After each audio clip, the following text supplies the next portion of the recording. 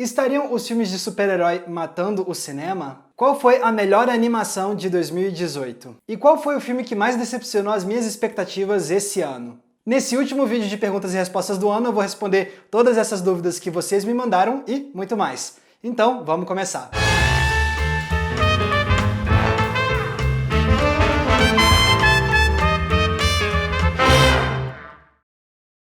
Matheus Gabriel, o que você acha do Choque de Cultura?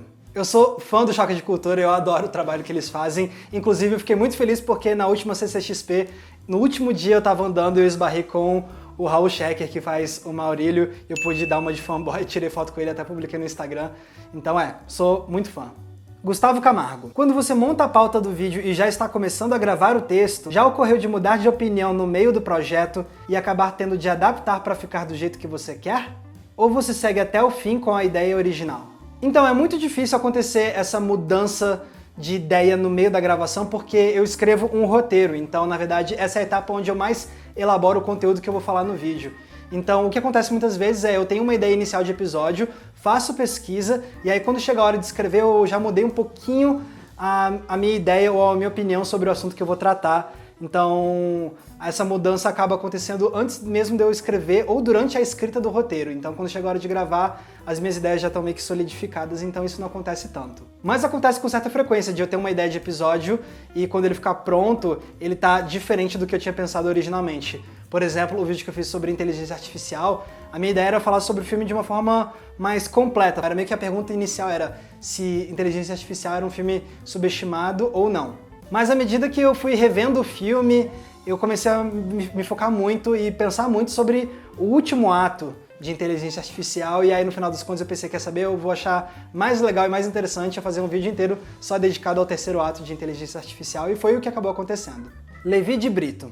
Na sua opinião, o tema super-heróis no cinema está saturado ou ainda pode apresentar novas experiências? Eu acho que ainda não saturou por completo o que os filmes super-herói podem fazer.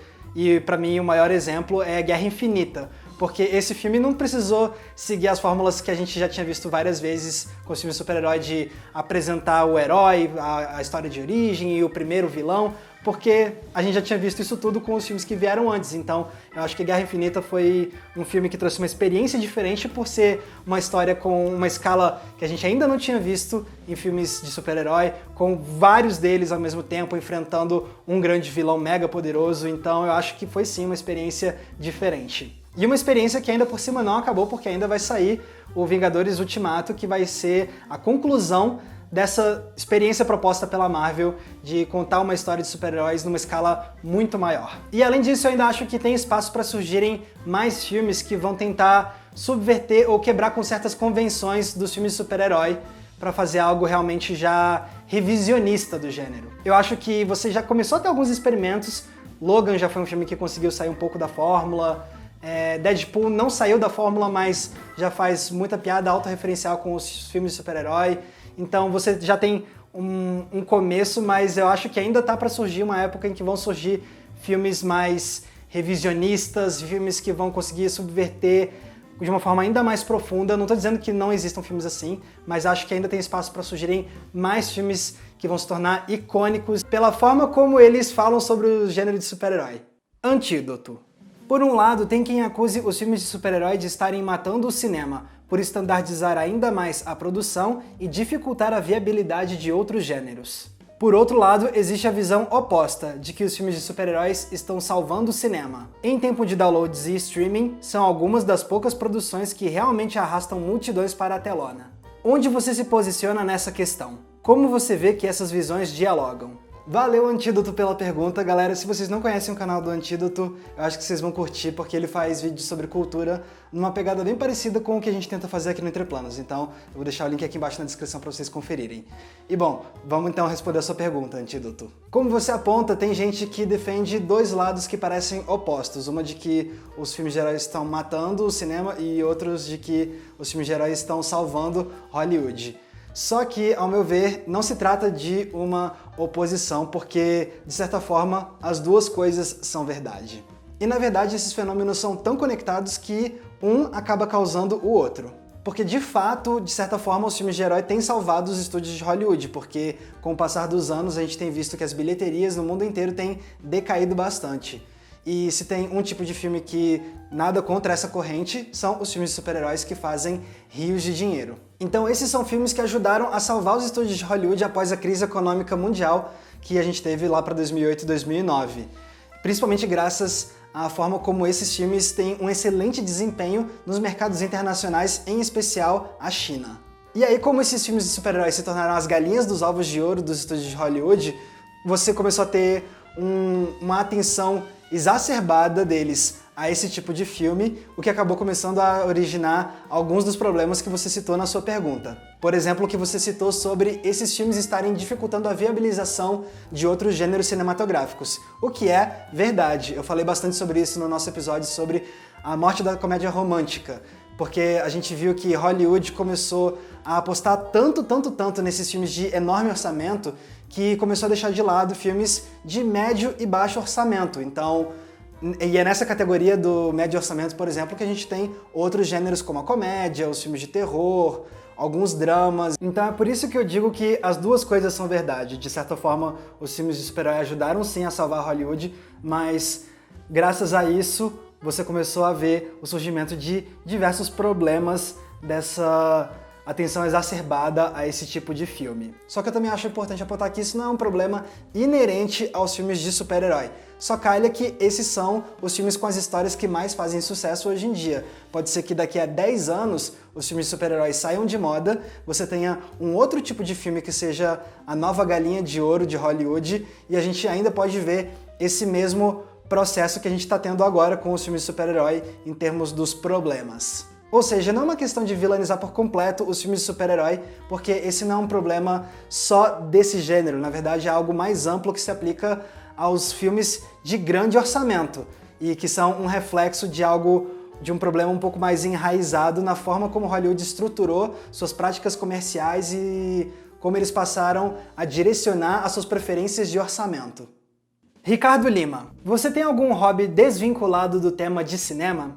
Sim, eu tenho dois hobbies principais fora do mundo do cinema, digamos assim. O primeiro deles é ler. Eu amo ler. A primeira coisa que eu faço quando eu acordo todos os dias é sentar e ficar 45 minutos lendo, e depois disso eu começo o meu dia, então para eu garantir que eu posso ler o tempo todo e posso estar trocando de livros com frequência. E inclusive agora no final do ano eu comprei e ganhei vários livros, então eu já tenho uma pilha grandona para ler agora em 2019. E o segundo hobby é jogar videogame. Eu adoro jogar videogame desde que eu sou criança. E também é outra coisa que eu tento fazer todos os dias, normalmente depois do almoço, quando eu dou uma deitada para descansar alguns minutos, eu costumo jogar videogame no meu Nintendo Switch que eu comprei agora em 2018, eu tô viciado no meu Switch, então seriam esses os meus dois hobbies principais hoje em dia. E tem um terceiro hobby que é crucial para mim, mas que eu confesso que eu não tenho exercitado muito nesse último ano, que é a música. Eu gosto de tocar instrumentos, principalmente violão e guitarra, e eu confesso que esse ano eu não cheguei muito perto desses instrumentos. Mas eu vou tentar melhorar isso em 2019 porque eu tô começando a sentir falta. Luísa Gomes, qual a melhor animação do ano segundo a sua opinião? Bom, se a gente considerar que Viva a Vida é uma Festa saiu aqui no Brasil em 2018, eu diria que essa foi a melhor animação do ano. Eu achei ela surpreendente, eu não estava esperando muito, apesar de ser um filme da Pixar, e no começo eu estava achando um filme ok, mas à medida que o filme vai avançando e mostrando alguns plot twists e tem uma conclusão extremamente emotiva, de um jeito que não é barato, nossa, eu saí do filme completamente encantado, então com certeza pra mim foi a melhor animação de 2018 a estrear aqui no Brasil. Lorenzo Brasil, qual adaptação de livro para o cinema te decepcionou? E qual superou a versão original? Bom, assim de cabeça eu não sei se tem algum filme que eu acho que superou o livro original, mas eu consigo te responder a primeira pergunta, que é qual me decepcionou. Um dos meus livros favoritos da vida é Ender's Game, ou O Jogo do Exterminador, do Orson Scott Card, um livro de ficção científica que mudou a minha vida, mudou a forma como eu vejo ficção científica, e teve uma adaptação aos cinemas em 2013, se eu não me engano, e que foi uma adaptação que eu senti que acabou sendo muito rasa em relação a tudo que o livro tinha a dizer originalmente. Mondragon. Existe diferença nos filmes de diretores autodidatas e dos diretores que tiveram formação acadêmica? Sinceramente, eu não sei se existe uma diferença por conta da formação ou pela não formação acadêmica do diretor.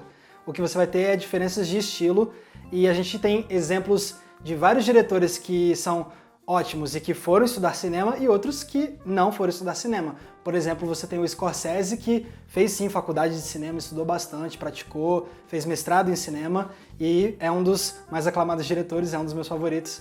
E tem também, por exemplo, o Paul Thomas Anderson. O Paul Thomas Anderson, que é um dos cineastas mais aclamados de hoje em dia, ele até tentou começar a fazer faculdade de cinema, mas ele desistiu depois do primeiro semestre, ele sentiu que não era pra ele, e desde então ele começou a fazer filmes de forma independente, aprendendo ao longo do caminho com experiência própria, sem precisar da ajuda da academia de cinema.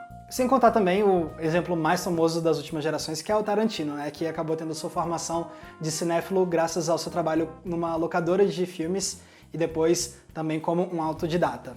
A questão é a forma como cada um desses diretores vai aprender usando o ensino acadêmico ou usando outras formas de aprender, seja assistindo filmes, seja se metendo no meio do mundo do cinema para aprender na prática, então vai depender muito de cada diretor.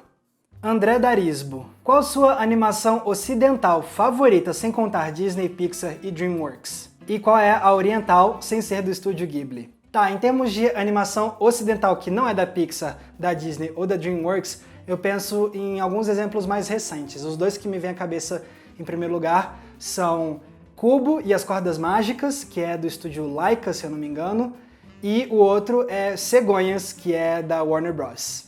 Um feito com stop motion, outro feito com computação gráfica, mas animações de qualidade técnica muito impressionante, principalmente Kubo, e com histórias muito tocantes e que funcionam muito bem. Então, esses seriam os meus dois exemplos mais recentes. E animação oriental que não é do estúdio Ghibli, é muito difícil não pensar no Satoshi Kon, então provavelmente eu diria que a minha é Tokyo Godfathers, que a propósito é um ótimo filme de Natal. Jonathan Anjos. Qual foi a obra audiovisual que não atingiu suas expectativas em 2018? Com certeza foi Os Incríveis 2. Não tô dizendo que o filme é ruim, pelo contrário, eu achei bem legal, adorei a proeminência que a mãe teve nesse filme, tem cenas de ação fantásticas, mas o meu maior problema com Os Incríveis 2 é que ele é uma sequência que parece meio que ignorar as lições, algumas das lições que os protagonistas aprenderam com o primeiro filme, ou que eles deveriam ter aprendido com o primeiro filme. E fica o aviso, eu vou fazer agora um comentário sobre Os Incríveis 2 que vai ter spoilers, então se você quer pular esses spoilers, vai para esse minuto aqui. Então, qual é o meu principal problema? No primeiro filme, a gente viu que o Senhor Incrível era um cara que recebeu o convite de uma pessoa muito rica para poder exercer seu papel de super-herói, aí ele vai, fica mega feliz para depois descobrir que na verdade aquilo tudo era uma tramóia para pegar ele. E aí ele resolve a situação, o filme acaba, e aí o segundo filme começa exatamente onde terminou o primeiro filme, e aí o que a gente vê logo no começo de Os Incríveis 2? A família aceitando o convite de pessoas ricas que estão oferecendo a oportunidade deles trabalharem como super-heróis. E é tipo, caraca, vocês não aprenderam nada com o que acabou de acontecer com vocês, literalmente, no primeiro filme que aconteceu algumas horas antes. Então, porque acaba sendo, depois a gente descobre que no segundo, a gente descobre que novamente é uma tramóia que está por trás desse convite das pessoas ricas, né? Então isso me deixou bem frustrado. Porque afinal de contas parece que é uma grande lição que eles deveriam ter aprendido com o primeiro filme, só que meio que parece ter sido completamente ignorada para poder estabelecer a trama do segundo. Mas de novo, eu não tô dizendo que isso faz o filme ser ruim ou péssimo nem nada. É um bom filme, só que eu tava esperando mais. Akira Zero. Quais são as férias ideais? Eu gosto muito de dois tipos bem diferentes de férias. Eu adoro fazer férias de turismo, de viajar, bater perna, conhecer vários lugares, mas eu também adoro as férias de só ficar descansando, seja indo para algum lugar específico para ficar nesse lugar parado relaxando, ou até mesmo ficando aqui em Brasília, relaxando na minha casa, passando o dia vendo filmes, jogando videogame, lendo, passeando pela cidade. Eu gosto de todos esses tipos de férias. E nessas férias que eu vou tirar agora no mês de janeiro, vai ser bem esse tipo de férias. Eu vou ficar aqui em Brasília dando uma descansada. E com isso, pessoal, a gente encerra o nosso último vídeo de 2018. Muito obrigado a todo mundo que me mandou perguntas, eu adorei responder as suas dúvidas hoje. E, bom, como vocês já devem ter percebido, eu vou tirar férias agora em janeiro. Mas não se preocupem, isso não quer dizer que o canal vai ficar parado. Pelo contrário, a gente já está deixando de antemão vários vídeos preparados para vocês poderem conferir conteúdos inéditos enquanto eu estiver descansando em janeiro. Mais especificamente, a gente vai ter collabs, então vai ter 3 vídeos de collabs com youtubers diferentes, que vão ser vídeos muito legais, renderam papos muito bacanas, e também vai ter um outro perguntas e respostas para encerrar a programação de férias.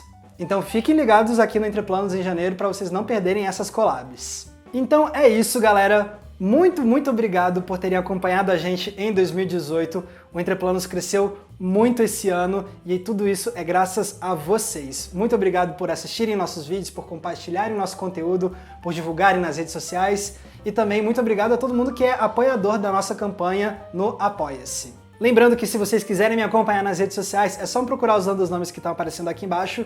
E não se esqueçam, é claro, de curtir esse vídeo e se inscrever aqui no Entre Planos para não perder nenhum dos nossos episódios. Galera, mais uma vez, muito obrigado por todo o carinho que vocês demonstraram pra gente em 2018 e a gente continua juntos em 2019. Então, um feliz ano novo para todo mundo e a gente se vê em 2019. Um abraço e até a próxima sessão.